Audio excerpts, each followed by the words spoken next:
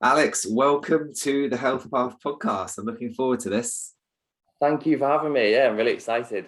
Yeah, I think I guess to be transparent, obviously we've been on podcasts together before, normally both as guests. So it's the first time that I'm sort of interviewing, so to speak, you.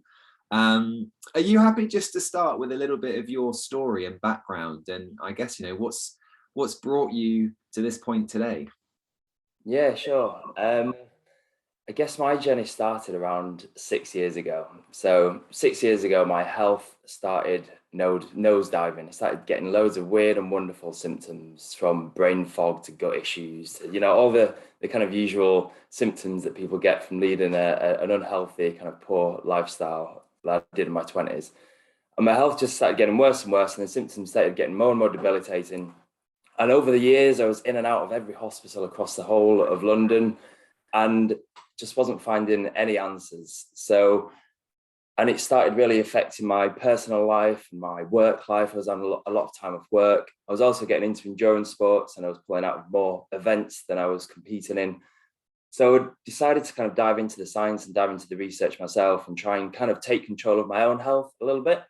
And it was kind of through that journey that I also came across you as well, and you became my health guide through it.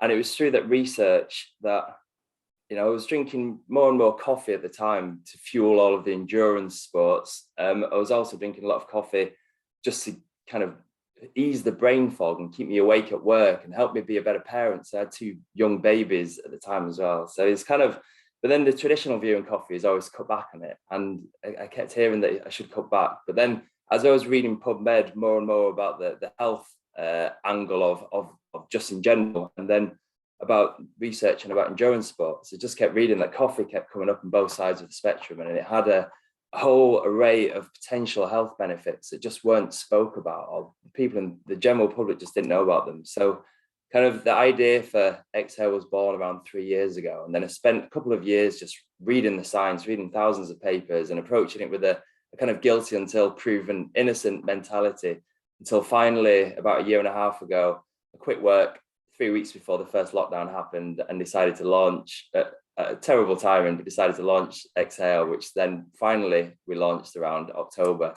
a year and a bit ago. And there we go. Here we are today. Nice.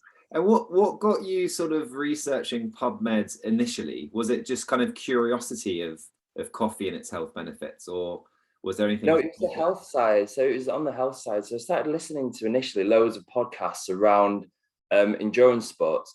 And then some of these podcasts, I mean, there's classic ones like Ben Greenfield's and things like that, they do get quite sciencey. And I've always been a bit of a science geek. My mum was a biology teacher at school, and it's kind of, I've been an accountant for 15 years, but I've always been a bit of a science geek at heart. So I kind of really enjoyed geeking out on some of the science, and just that obsession with reading about health and health optimization just kind of magnified really, and then stemmed into every aspect of life. And I was just switching everything in my life, trying everything. I became a human guinea pig basically. Brilliant. So with all of that research and reading, obviously, as you say, sort of Exhale was born out of that. So do you want to introduce, what is Exhale? What do you kind of pride yourself on?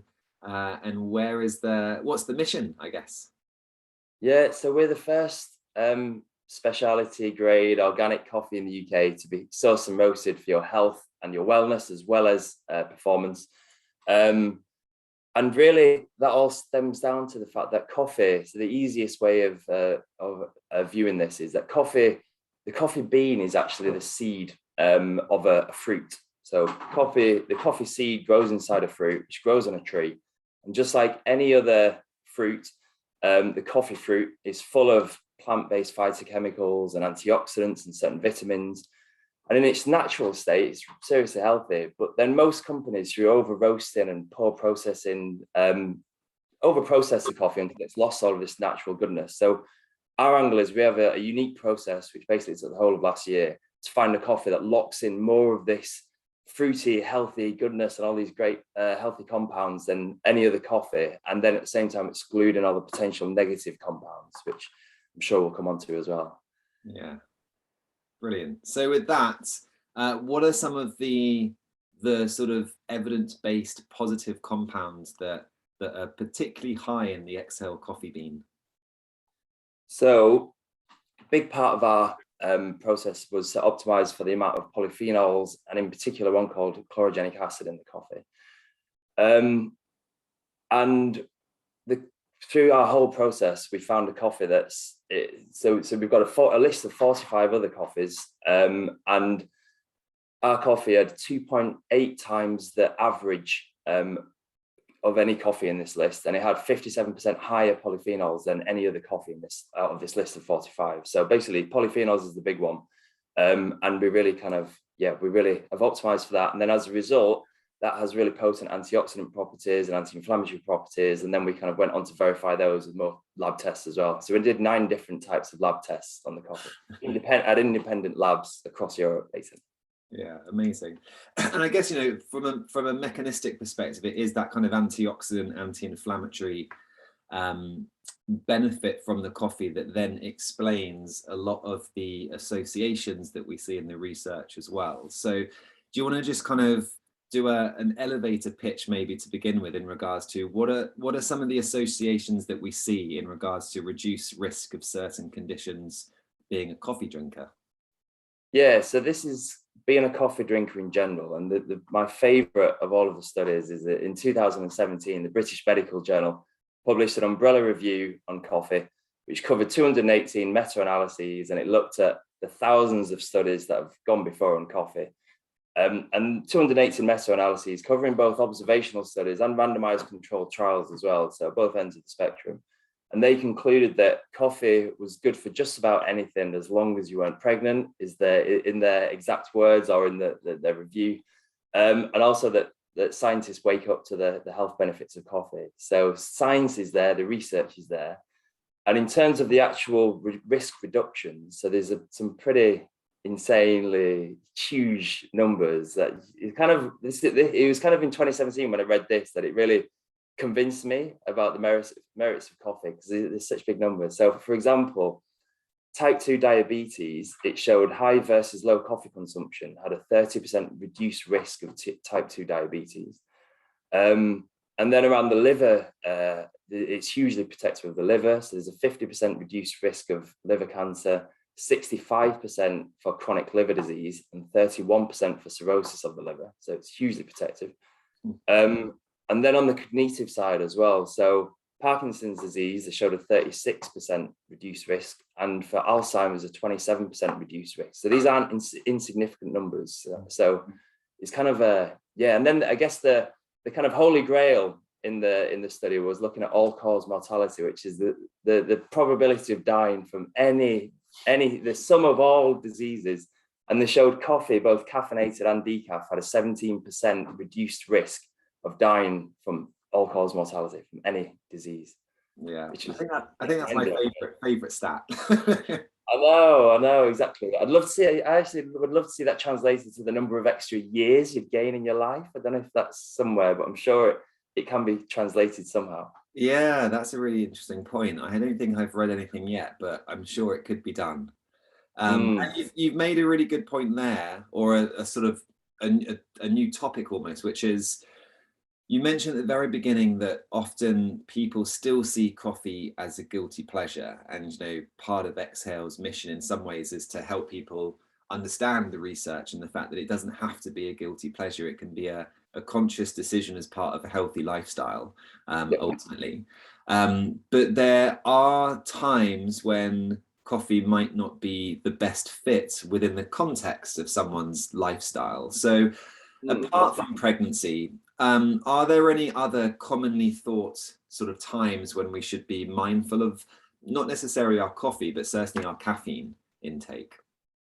Definitely. I mean, the classic is just around the timing of the day and how it affects your sleep. So we kind of are a chronically sleep deprived society, and caffeine does have a big part to play in that. So people do need to be quite responsible around how they're drinking caffeine. And I guess as a business, we're trying to tell people that coffee has a whole load of health benefits, but equally it's still coffee at the end of the day. It still has caffeine like any other coffee. So how you would normally react to a coffee would be exactly the same as how you'd react. Well, not exactly the same, but there are a few nuances, but you still have caffeine in that coffee. So, and how you react to that caffeine is down to your genetic individuality. So there's two different genes which dictate for how fast you metabolize and break down the caffeine, and then how fast you absorb the caffeine. So it's the CYP1A2 gene, and I think the ADORA gene, which dictate those. And it's your own composition, your own genetic makeup of those two genes, which dictate how, whether you're a fast or a slow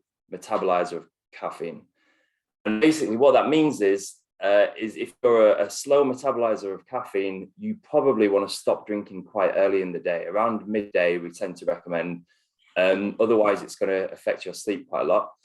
But it does mean until midday, you can probably drink quite a lot of coffee because you don't get that anxious jitteriness. Whereas if you're a fast metabolizer of caffeine, you're likely to really feel the effects of the caffeine really quickly. You might get a little bit of anxiousness, lightheadedness, jitteriness, but you can drink it later in the day because you burn through it faster and it's less likely to affect your sleep. But most of us, we already know this by now. Most of us have been drinking coffee for decades already. So just play it safe with the caffeine. And equally, if you are somebody who can't really drink caffeine, you're hypersensitive to it. The good news is that decaf coffee does have most of the same benefits as caffeinated coffee, and we do a great decaf as well. Yeah, absolutely. And I think that's a really key point, which is a lot of the health benefits are seen there. So it's not that you have to miss out if you are hypersensitive. And exactly, like our favourite statistic around the all-cause mortality. So in the British Medical Journal paper that showed a 17% reduced reduction for caffeinated coffee, also showed exactly the same 17% for decaf coffee. So nice. Okay. And there's also some really interesting feedback that you're getting, obviously, in regards to people who have normally experienced kind of some adverse reactions to coffee, things like jitteriness and anxiety, heart palpitations, and then not experiencing it when they try Exhale. So what's going on there, do we think? Yeah, so there is one research paper which shows that the polyphenols in coffee can counteract the effects of the caffeine and have a more kind of smoother, sustained effects from the caffeine. So these people who might have been fast metabolizers will get that kind of jitteriness. The polyphenols will counter that. And as I mentioned before, our coffee is particularly high in polyphenols. So aside from this one study, there is a lot of anecdotal evidence. A lot of customers are saying that they couldn't previously drink coffee, but they can now. So yeah, it's really positive, the feedback we're getting, actually. Yeah, I think that's really fascinating that so many people seem to be reporting that. I'd love to do some studies on our coffee. I'd love some. So if there's any researchers or universities out there listening to this, then this is a call. I'd love to have the studies done on our coffee around anxiousness and jitteriness. It'd be so interesting.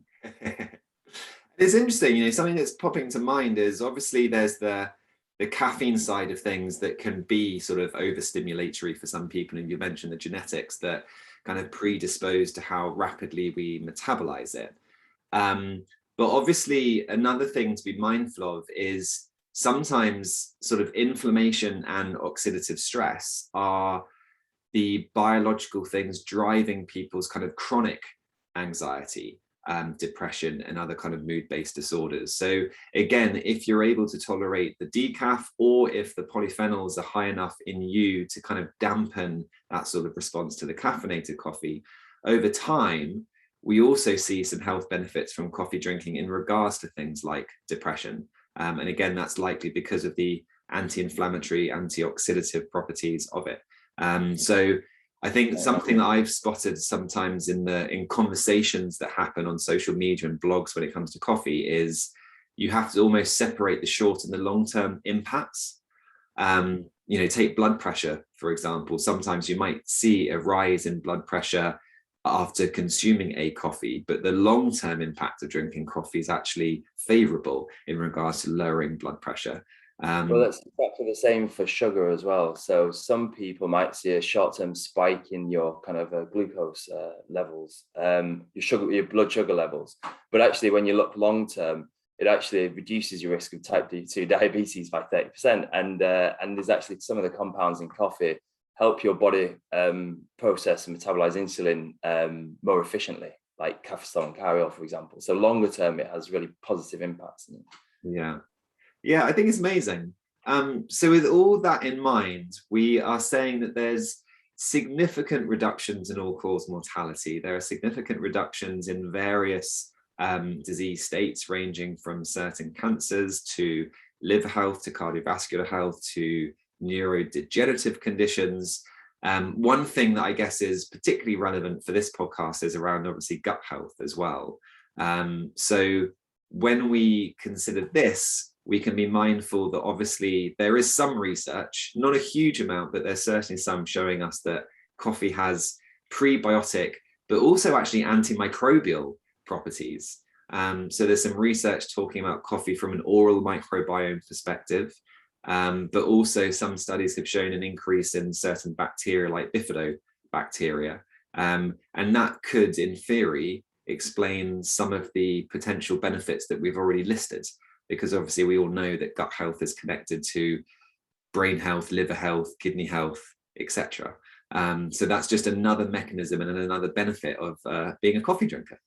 I think it's so interesting because there are loads of different mechanisms at play that could be leading coffee to have these reducing the risk of these different diseases. So people talk a lot about, or the studies talk a lot about the antioxidant, the anti-inflammatory effects of coffee, but also there is the effects in the gut, but also there's a lot of research around how coffee reduces your DNA damage and affecting things like DNA methylation in significant ways, and your telomeres as well. So there's all sorts of different mechanisms at play which could be causing, and probably are all working together synergistically to create such pronounced effects from the coffee.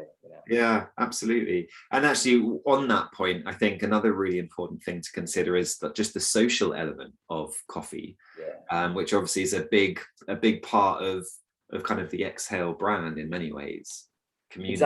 Exactly. So as much as we're selling a healthy coffee, or a ridiculously healthy coffee, as our new branding says, we're also trying to kind of create a nice, fun lifestyle business that's just kind of really warm and welcoming and relatable for people. That's kind of, the science is there, and I'm very happy to kind of chew the fat and chat about science in the papers. But in our hearts, I just want to create a really lovely company that people can relate to, and that does some good in the world. So we equally prioritizing our impact and planet and the people at the same time as kind of the health and the science side of things as well. Yeah.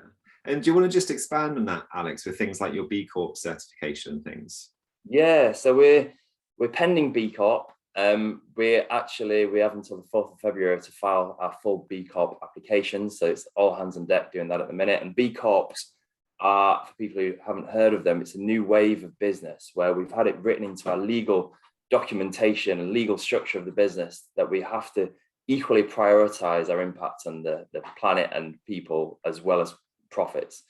And it's we're legally obliged to do that now. It's written there. So aside from that, we also spent a lot of time thinking about or overthinking our packaging. So we're fully plastic free. Any paper used in the business is from FSC certified renewable sources.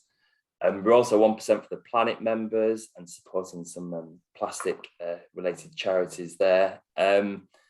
And yeah, we we only buy organic coffee as well, which I think is much better for the environment. Kind of parking the whole question as to whether or not it's better for us, it's definitely better for the environment. And yeah, we do as much as we can really to start the business. I guess we've had an advantage over companies that have been around 10, 20 years or longer that's kind of stuck in their ways. We've been able to start the business with the best intentions, and it's been easier for us, I guess, than these older companies. And hopefully they'll see that we can do it successfully and still make a profit by having these this moral code, and then they'll follow suit is the goal. Amazing. Yeah, and I think that's a really kind of important part, with so many of us becoming more kind of environmentally concerned, for want of a better term, knowing that we can kind of buy into a business ultimately that's kind of really prioritizing that within their model, I think is really important ultimately.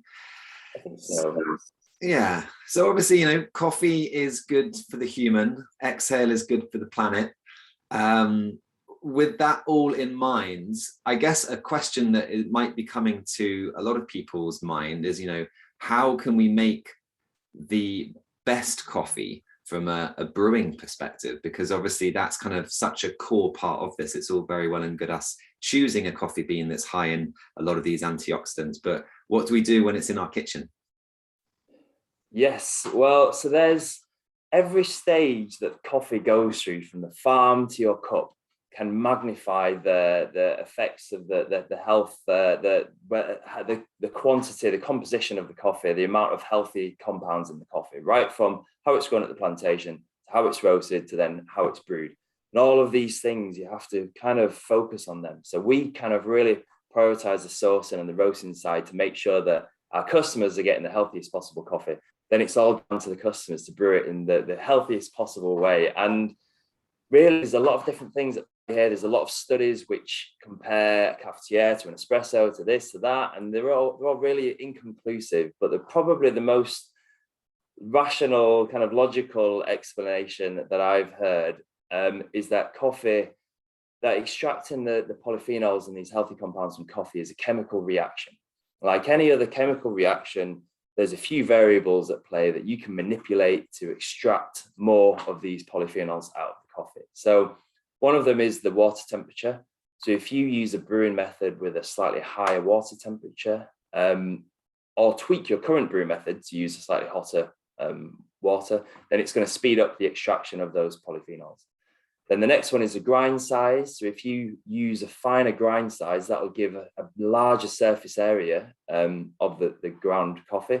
And a larger surface area means, again, a more efficient reaction or extraction of the polyphenols. And then finally, the time that the water's in contact with the coffee. So, for example, the old classic cafetiere, everyone has a cafetiere in their house. If you just brew it with a slightly hotter water temperature to what you would normally do, and you leave it in for slightly longer than you would normally do, and you grind it slightly finer than you would normally do, all those things together will magnify each other to mean that you extract more of the polyphenols out of the coffee. So that's probably the best way of thinking of it, really. Nice. So when you say slightly higher temperature, I mean, normally, I will just boil the water to kind of boiling point, and then because I'm impatient, I often will add a little bit of cold water because, I don't think we want boiling, right? That kind of can just burn the coffee. No, exactly. So it's at the end of the day, the whole thing is a balancing act between the taste and the health benefits, and that's what we've had to contend with throughout the whole of the process. We wanted a coffee that tastes good just as much. We want to be selling a coffee that tastes good just as much. You want to be drinking a coffee that tastes good. So it's kind of, you can use a hotter temperature and you can tweak all of these variables, but at the end of the day, it could end up extracting some of the more bitter, nastier tasting compounds from the coffee as well. So you can use hotter water, but if you use boiling water, then it'll leave it too bitter. So we say about 30 seconds off the boil. So boil it, leave it 30 seconds, and then pour it is the ideal amount. And when we did our antioxidant test, and that's where Dr. Jan at the research lab, she brewed it in a cafetiere, and she did exactly that method. So you boil water, 30 seconds off the boil, add it to the cafetiere, stir after 30 seconds, and then plunge it.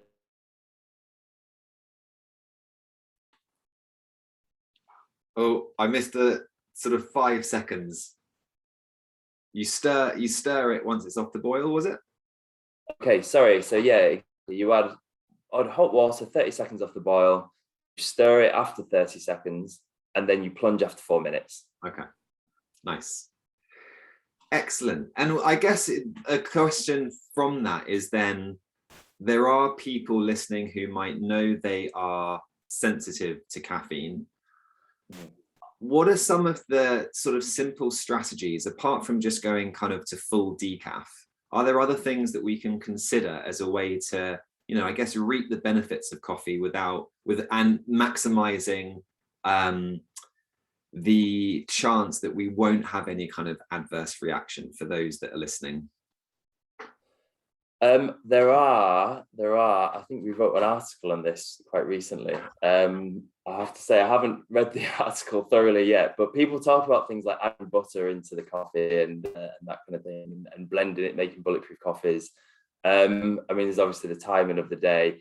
we also like to drink half caffs in our house. So after around midday, if we still feel we need extra, because I'm a slow caffeine metabolizer, if I still feel like I've got a busy day ahead of me, I'll have a half caff where I'll mix 50% of our decaf and 50% of our regular coffee to get half the caffeine. And I find that's because they're actually the same coffee. So our decaf's the same as the regular, it's just been decaffeinated. I find that they work really well together. So yeah, half caff is a great little strategy we use in our house. Yeah, perfect. And I think the timing can be a big one. So I know there's one study that looked at the impact of coffee on blood sugar levels after a night of disturbed sleep. And basically, especially in the context of if you've had a bad night's sleep, having your caffeinated coffee after breakfast rather than before, super simple strategy, but that has an impact on blood sugar regulation if it is impacting it. And there's that relationship obviously between poor sleep causing imbalance or more pronounced imbalances in blood sugar levels. And therefore, we can be mindful of the real context of our day and our lifestyle, because obviously we don't want an additional stressor of lots of caffeine within the context of a stressed mind and body because of sleep deprivation, which is a really hard one, because I know when we were on a podcast recently, I was joking around how I find coffee post breakfast is just not the same as first thing in the morning. Well, if you have it first thing in the morning, then you can what you can do is drink a glass. So everybody should start their day with a glass of water to rehydrate, and then try and have that first coffee maybe half an hour after you've had that first glass of water. So start the day with nice big glass of water, maybe with some pinch of Himalayan sea salt or something, rehydrate the body, and then have the coffee. So yeah, I'm with you. Coffee after food is just it's not half as fun. No, and that's another thing just be mindful of. There's very good research showing us that coffee isn't a diuretic. So that's kind of a bit of a misconception, I think, sometimes as well. I think what I've heard is that it's actually the caffeine itself is dehydrating, but the amount of water that you brew the coffee with counteracts the effect of the caffeine. However, I'm not sure how that translates to a espresso. So I start the day with a double espresso, which probably doesn't have quite enough water in it to do that. I don't know. Yeah, and I do think there are some caveats to that, because I just look back at times when I've been under too much stress and would have still kind of a strong caffeinated coffee ultimately. And there have been times many years ago where I would just be relentlessly going to the toilet, and I was like, there's no way this can't be dehydrating me, just the amount that I'm peeing out compared to what was going in.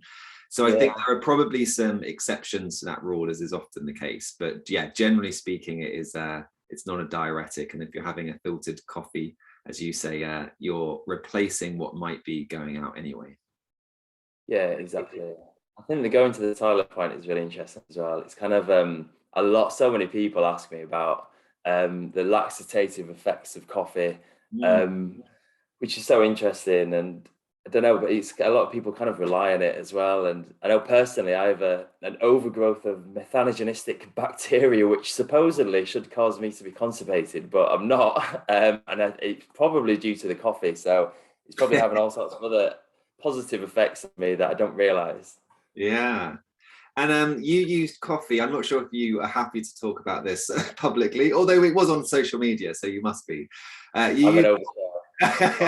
You used coffee in a slightly different way recently. I did. I had a coffee enema, which is something I never thought I would do. But I guess and kind of like I said before, I've been using myself as a human guinea pig, so I really will try anything. It was a bit of fun, really. But mainly, I've had a really bad stomach for years, and I was offered a full colonic followed by coffee enema, and I couldn't really say no, and thought I'd give it a go. I've tried everything else for my stomach, so I thought I'd give it a go. And the coffee one, like since reading research on it more recently, I think it really can help the gallbladder and that kind of thing, releasing the digestive enzymes from there.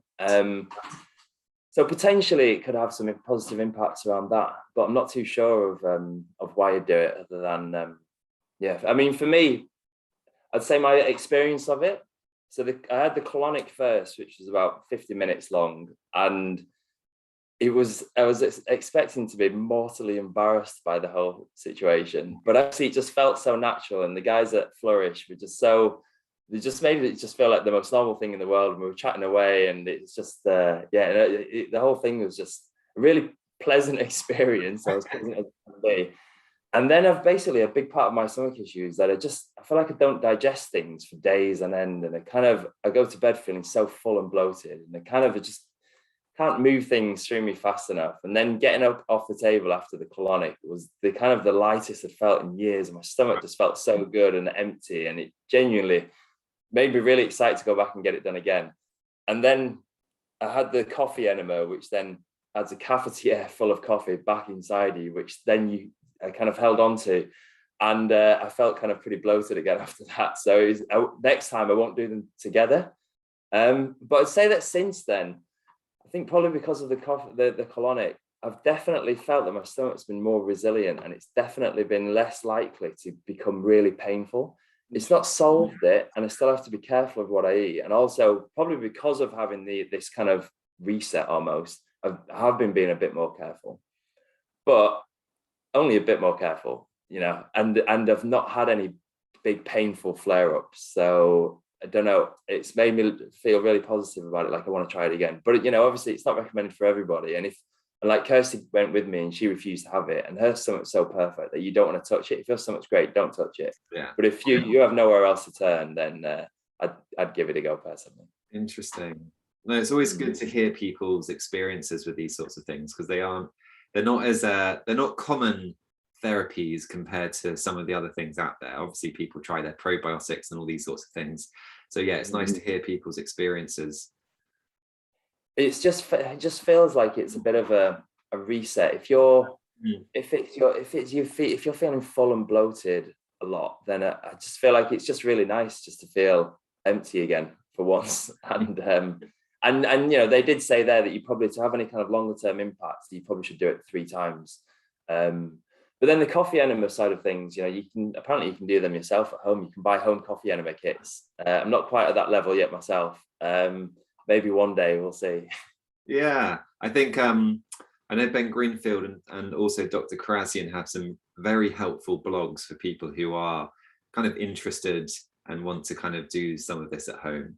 As you say, there is some evidence from, I think, a gallbladder biliary system perspective, but I'm pretty sure I've also read it kind of upregulates some of those endogenous antioxidants, especially in sort of the liver. So things like glutathione can be improved.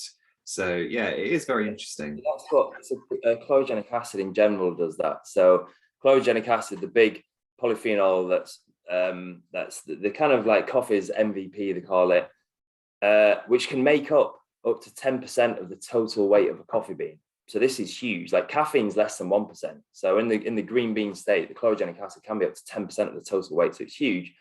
Chlorogenic acid is massively antioxidant. And that's where our lab test that we did on the antioxidant potential of the coffee showed 1 brewed cup of our coffee has the same antioxidants as 12 punts of blueberries in 1 cup of coffee. So it's full of antioxidants. So our coffee is full of antioxidants, which a lot of people say, oh, can you have too much? Can you have too many antioxidants? Or does it down-regulate your body's own endogenous production of antioxidants and so have a negative impact on you?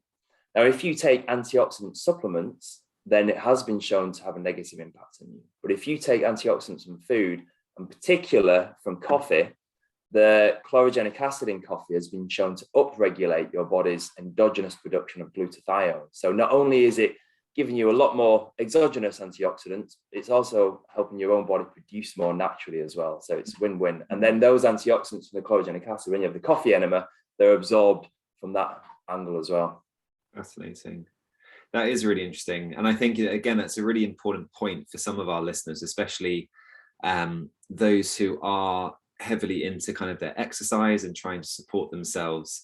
The concept that you don't really want to be supplementing antioxidants, especially close to those kind of training sessions, because the whole idea of exercise is it's kind of a hormetic response. So the body is going to adapt based on the demands that you've placed upon it. And as you say, this is a completely natural thing. It's not like you're taking a coffee bean and artificially boosting its antioxidant content. It's just there in nature as it is, which is Exactly. a lovely. It's so true of so many supplements. Like you're talking about the antioxidants, and it's better to get them from the food source, like coffee, than from a supplement. But also, when you look at the caffeine in coffee, caffeine. So a lot of athletes take caffeine supplements, and that's their source of caffeine. But when you look at, there's some interesting studies on telomeres and your DNA, and actually they show that the telomeres have demonstrated that if you take caffeine from supplements, you're more likely to have shorter telomeres, which is a bad thing. And if you have your caffeine from coffee, you're more likely to have longer telomeres. So your DNA prefers caffeine from coffee versus from supplements. So yeah, lots of examples of that. So stick with whole food sources. That is really interesting. So is there anything that we haven't yet touched on within the topics that we've covered that you just want to add in, Alex, from a health perspective, from an exhale perspective? Yeah, so I'd say so we've talked a lot about coffee and how good coffee is for you, but there is a huge variability from coffee to coffee. So you really don't know what concentration of polyphenols and chlorogenic acid you're getting in the final cup of coffee that you're drinking. There's a few different studies which look at this. There's one particular study, which was a study in 2014, and it looked at 104 different espressos bought in cafes in Scotland, Spain, and Italy. Looked at 104 different coffees, tested the chlorogenic acid concentration, and found a 31-fold difference between the highest and lowest. So 31 times difference. So you would have no idea what end of the spectrum the coffee you're drinking sits on. So, and what causes that such a big pronounced difference in the cup is, like I said before, everything from the sourcing of the coffee and how it's grown at the plantation to the roasting of the coffee, and then how you brew the coffee. So 3 different stages. And in our process, we initially looked at the first stage, and we tested 40, I think it was around 45 different coffees from different plantations across every corner of the globe. And we found a coffee that's highest in its natural state in polyphenols. Then we roasted it lots of different ways, and we plotted all and tested all of those. We plotted all of those different ways on a graph to look at basically the best way to retain the polyphenols and chlorogenic acid. And we chose that particular roast profile. So we chose the best way of roasting the healthiest coffee. And then we finally verified it. And that's where we sent off a bag of our coffee to the antioxidant lab. And they brewed it. We actually bought them a cafetiere, we bought them a hand grinder, and we sent exact brewing instructions, and they verified the antioxidant potential in the final brewed cup of coffee, just to make sure that every stage before we had optimized appropriately, So yeah, it's kind of just my point was that there's a huge variability in coffees.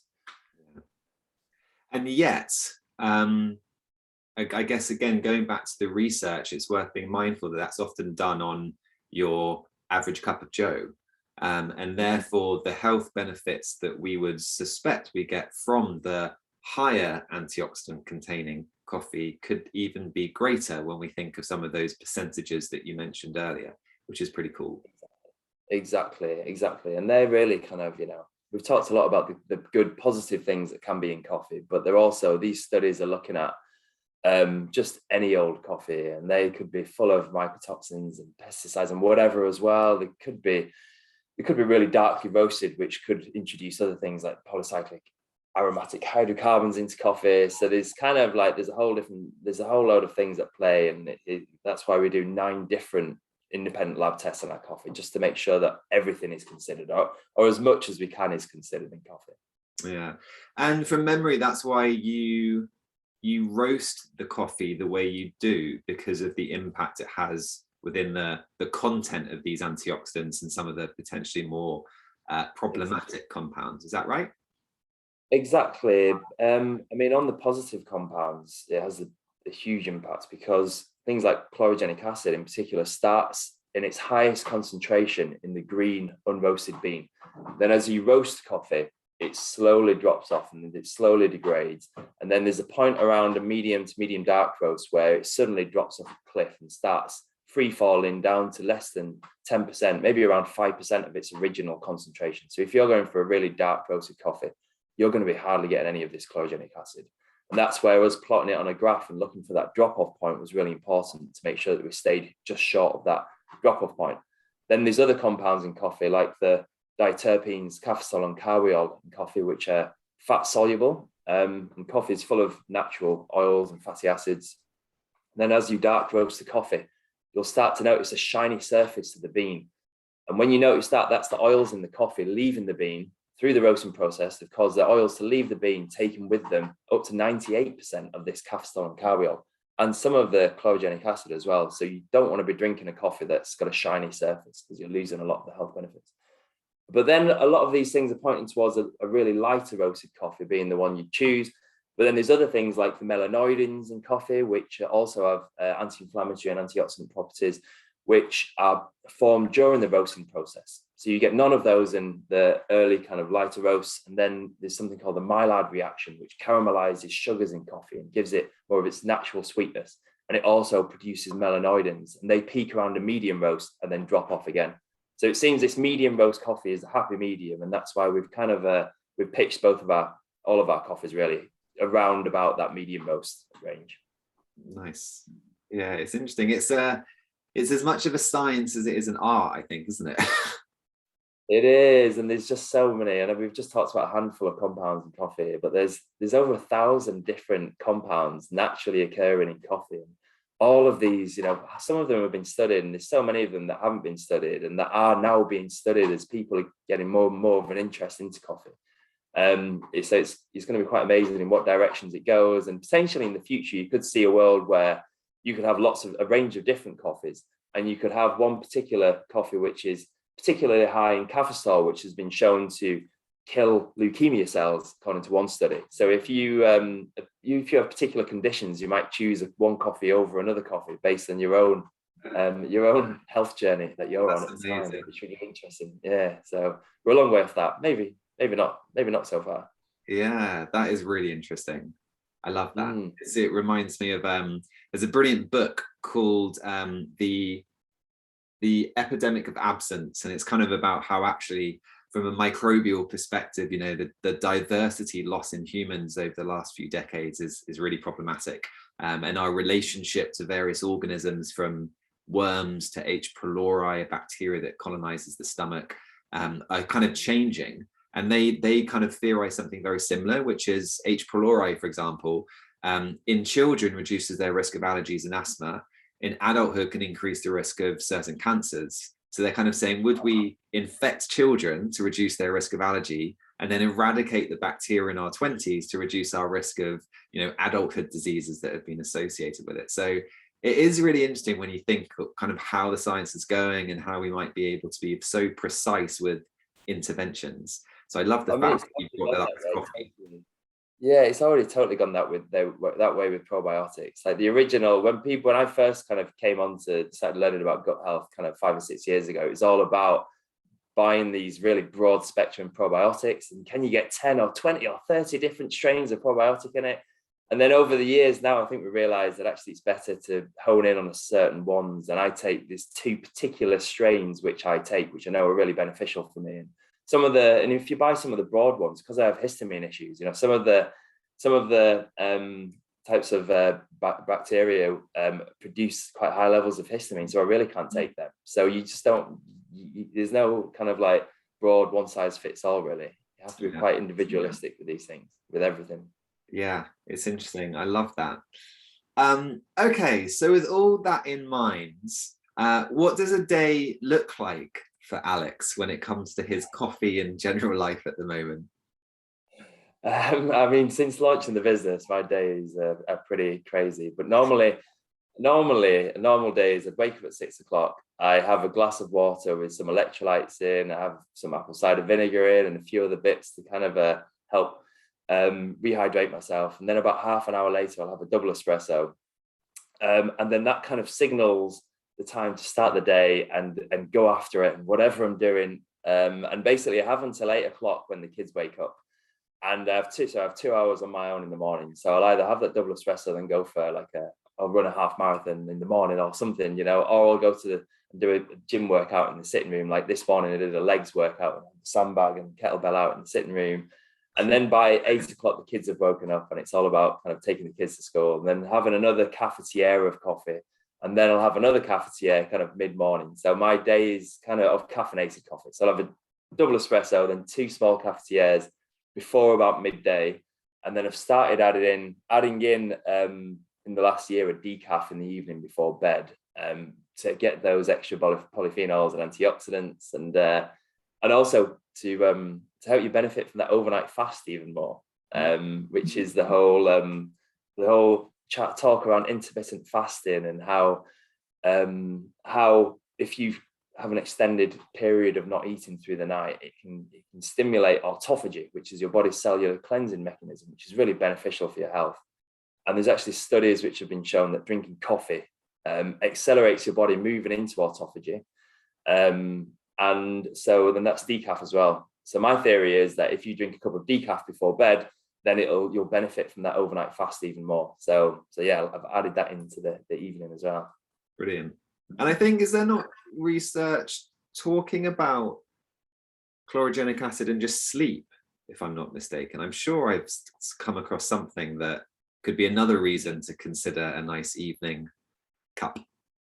Interesting. No, I haven't read that myself, but yeah, no, it probably is. I mean, I haven't really come across that, but I'll have to. I'm sure I've read something. I'll have to try and find it. But yeah, I'm sure there is something on chlorogenic acid, or even just maybe some of the other compounds in sleep. But I'll see if I can dig it out and maybe add it to the show notes if I can. Amazing. Okay, no, thank you. And yeah, basically, above all else, it's kind of just the enjoyment of having a cup of coffee with people. And in the office, it's we'll brew a cafetiere of coffee together, and it's kind of like it gives everyone 10 minutes just to check out and just kind of chat and connect with each other again. When you can be so focused on the computer and locked in a spreadsheet or something. It's just a nice distraction from that. Yeah.